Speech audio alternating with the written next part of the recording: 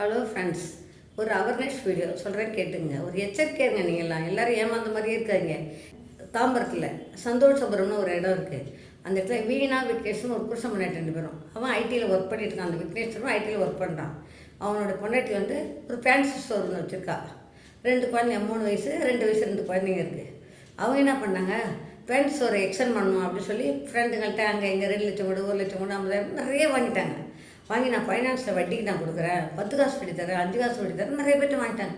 அதை நம்பி ஆஃபீஸில் நிறைய பேர் காசு அங்கே வட்டிக்கு வாங்கி தரேன், பரவாயில்ல 10 காசு வட்டி இல்லை, 10,000 ரூபாய்க்கு மாதம் 1000 ரூபா கொடுத்தா லாபம் தானே அப்படின்னு சம்பள பணத்தை கொடுக்க வேண்டியது, நகை வச்சு கொடுக்க வேண்டியது, வீட்டு பத்திரத்தை வச்சு கொடுக்க வேண்டியது, இது மாதிரி நிறைய எல்லாம் ஒரு 4 கோடி ரூபா ஒரு 17-20 பேர்கிட்ட வாங்கிட்டாவ. அவளுடைய ஃபோட்டோ மேலே ஸ்க்ரீனில் காமிக்கிறேன் பாருங்கள். புருஷன் 2 பேரும் சீட்டிங் பண்ணிட்டாங்க. அது மாதிரி பண்ணிவிட்டு ஒரே வருஷத்தில் எல்லாருக்கும் வட்டி கொடுத்தாங்க. 7 காசு வட்டி 5 காசு வட்டி. ஏன்னா அவங்களும் நகை கொண்டு அடகு வச்சு தானே கொடுக்குறாங்க. அவங்களுக்கு பாவம் கஷ்டப்படுறாங்கல்ல, அதனால் அவங்க 5 காசு 4 காசு கொடுக்க தான் செய்வாங்க. எல்லா காசையும் வாங்கிட்டு திடீர்னு இப்போ லாஸ்ட் December 25 காணா போயிட்டாங்க 2 பேரும். ஆளே இல்லை. பணம் கொடுத்தவங்களாம் பார்க்குறாங்க, தேடுறாங்க கிடைக்கவே இல்லை. எங்கெங்கே போயிட்டாங்க, இருக்காங்களா செத்தாங்களான்னு தெரியல. அவங்க அம்மா அப்பாட்ட போய் கேட்டாங்க, மாமனார் மாமியார்ட்டையும் கேட்டாங்க. 2 பேரும் சொந்த வீடு பக்கத்துலேயே, கொஞ்சம் தூரத்தில் ஒரு 20 வீடு தள்ளி. எங்களுக்கு தெரியாது, எங்களை கேட்டால் கொடுத்தீங்க அப்படின்னு அவங்க சொல்லிட்டாங்க. தேடி தேடி தேடி பார்த்தாங்க.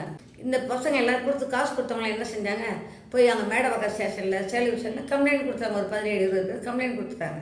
ஏன்னா அவங்க கஷ்டமாச்சு, காணா போயிட்டாங்க, இருக்காங்களோ செத்தாங்களோ தெரியல, கண்டுபிடிச்சி கொடுங்கன்னு போலீஸில் போய் கம்ப்ளைண்ட் கொடுத்துட்டாங்க. ஆனால் நம்ம தமிழ்நாடு போலீஸை கிங்கு, அசைக்கவே முடியாது யாராலையும். நான் அது பெருமையோடு சொல்லிக்கிறேன். நான் அந்த புதவி கண்டுபிடிச்சிட்டாங்க. 10 நாளில் கண்டுபிடிச்சிட்டாங்க. கொண்டு 2 பேரும் வந்து மேடவாக்கம் ஸ்டேஷனில் கொண்டு உட்கார வச்சுட்டு எல்லாருக்கும் இன்ஃபர்மேஷன் கொடுத்தாங்க.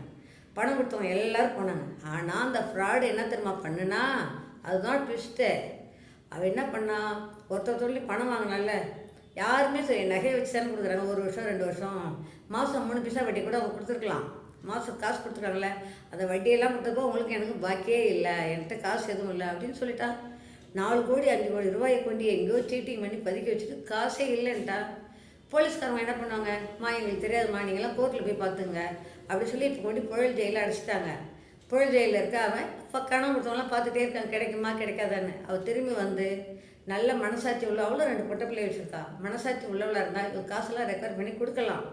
அப்படி இல்லை ஏமாற்றணும்னு சொன்னாக்கா அவங்க காசெல்லாம் நஷ்டமாக தான் வாங்கினா. ஒருத்தரும் எவ்வளோ கஷ்டப்படுறவங்க, ஆட்டோ ஓட்டுறவங்க, ரிக்ஷா ஓட்டுறவங்க, ஒரு பையன் ரேபிட்டோ பைக் ஓட்டுறான், பொண்டாட்டி புள்ளதாச்சு பிரசவ வலியோடு கஷ்டப்படுறான், டெலிவரி பார்க்க கூட காசு இல்லை. இவங்களுக்கு நகையெல்லாம் வச்சு, அவள் தங்கச்சியோட கல்யாண நகையெல்லாம் வச்சு கொடுத்துருக்கா. அந்த பொண்ணு ஒரு பொண்ணு கல்யாணம் பண்ணிட்டு வந்திருக்கு, 3 மாதம் கூட ஆகல, கழுத்தில் போட்டுக்க 5 வர நகையை கட்டி கொடுத்து அடை வச்சு கொடுத்துருக்கு. ஏன்னா வட்டி வருமே மூட்டுக்கலாம் அப்படின்னு சொல்லி இவள் அந்தளவுக்கு பிரெயின் வாஷ் பண்ணுறாங்க. புருஷன் பண்ணி பயங்கர கில்லாடிங்க, நல்லா பிரெயின் வாஷ் பண்ணி அது மாதிரி ஏமாற்றி வாங்கிட்டு போயிட்டாங்க. எதுக்காக சொல்லணும்னா, இது மாதிரி ஏமாத்துறவங்க நிறைய இருக்கிறாங்க.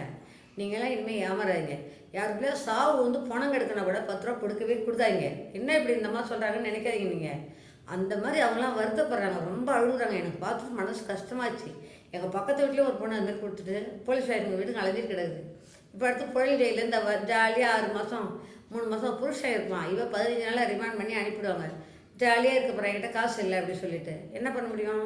உங்கள் வீட்டுக்கு நடந்தாக்கா என்னை கொடுப்படுத்துறாங்க, நான் கொளுத்திட்டு செத்துருவேன், பாய்சன் சாப்பிட்டு நான் சொல்லுவாள். பயந்துட்டு இவங்களுக்கு கேட்க போகிறதில்ல, கொழிக்கிறாங்க பாருங்க. தேவையா? நம்ம கஷ்டப்பட்ட காசை இந்த மாதிரி நாதாரி நாய்கள்லாம் கொடுக்கணுமா? இனிமேல் நீங்கள் உஷாராக இருங்க. பாய் பாய்.